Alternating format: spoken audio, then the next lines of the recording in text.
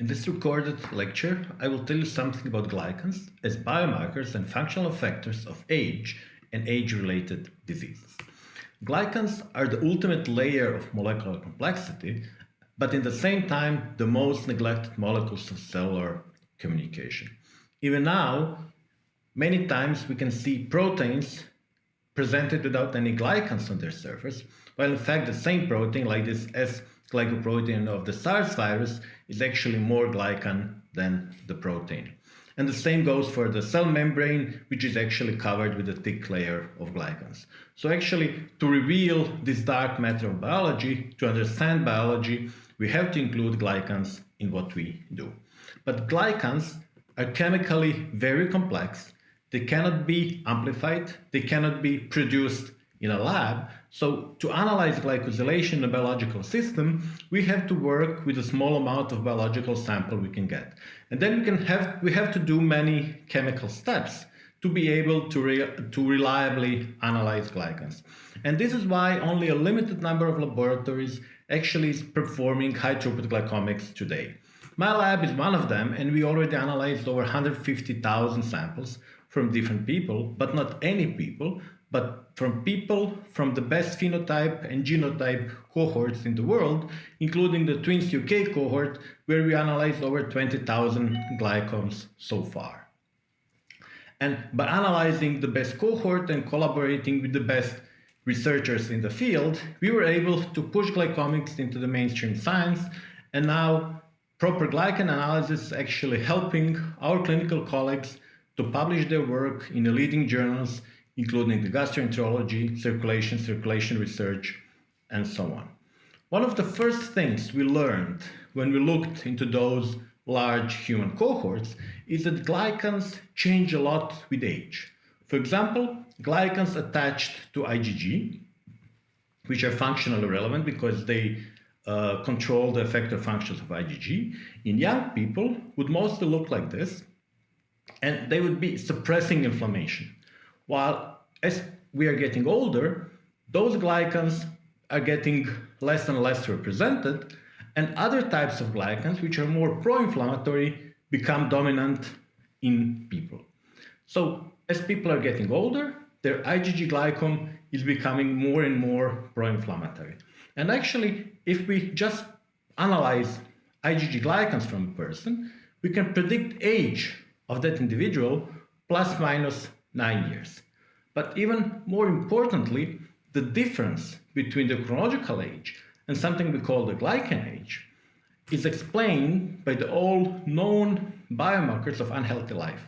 So practically, what we see is that people who live a healthier life would have a lower glycan age, meaning they would have less pro-inflammatory glycans in their circulation than people who live an unhealthy life.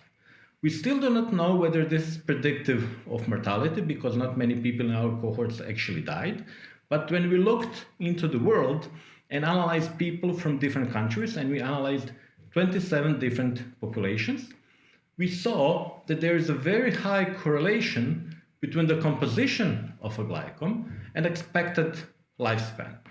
Also, when we looked into the disease cohorts and we analyzed the dozens of different diseases, we see that the changes which occur with aging, so appearance of the agalactosylated glycans and decrease in galactosylated and sialylated glycans, also happen in many different diseases.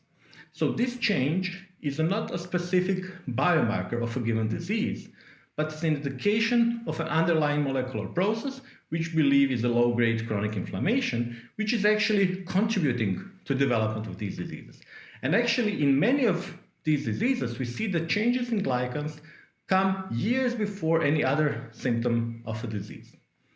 This is regulated by a very complex network of genes.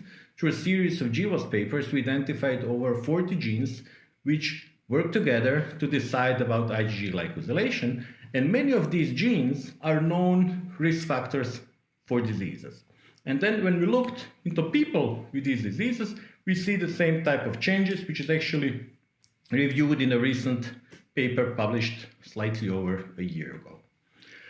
So to summarize this part, we have this glycan age, which is a biomarker of aging, which can be reliably quantified, and it integrates genetic, epigenetic, and environmental information about aging.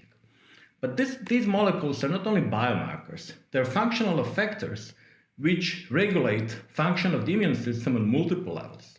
So this gives us opportunity to try to identify people before they actually get ill, because normally people are diagnosed when something is not working. But if we look at the biomarkers early, the biomarkers which actually contribute to disease development, maybe with a simple lifestyle change, we can avoid this type of progress and we can actually prevent disease. One of the examples where this could be used is, for example, hypertension. We know that people with hypertension will have glycans which look older, but also people with pre-hypertension have the same change already. And when we looked in the large cohorts and we looked over 3,500 people in UK, we saw that the changes in IgG glycan associate with the cardiovascular disease risk score. So glycans we have now actually associate with the future risk of cardiovascular disease. But this was a correlation. This is not causation, it's not confirmation of causation. So we looked into another large cohort of 27,000 people which were collected over 10 years ago and followed up for the decade. And among them, 500 had incident cardiovascular event. And there, glycans again were very predictive, and we could actually predict who will and who will not develop CVD events better than any other biomarker that is currently available. Independently, together with Phil Scholl from UT Southwestern, we performed a series of experiments where he actually showed that in mice, you can prevent development of hypertension even if mice are obese, if you supplement the food with a precursor which will improve glycosylation. So improved glycosylation of IgG actually protects mice from the development of hypertension. And what we saw in humans, we did not do experiment in humans, but we saw the same type of association. So the people who had lower cellulation of IgG, they were developing the high blood pressure. And at the end, I have to acknowledge that this is a highly collaborative work. We collaborate with the dozens of researchers from all around the world, and we are generously funded with a different mechanism, including FP7, Horizon 2020, and European structural and investment funds. And thank you for your attention.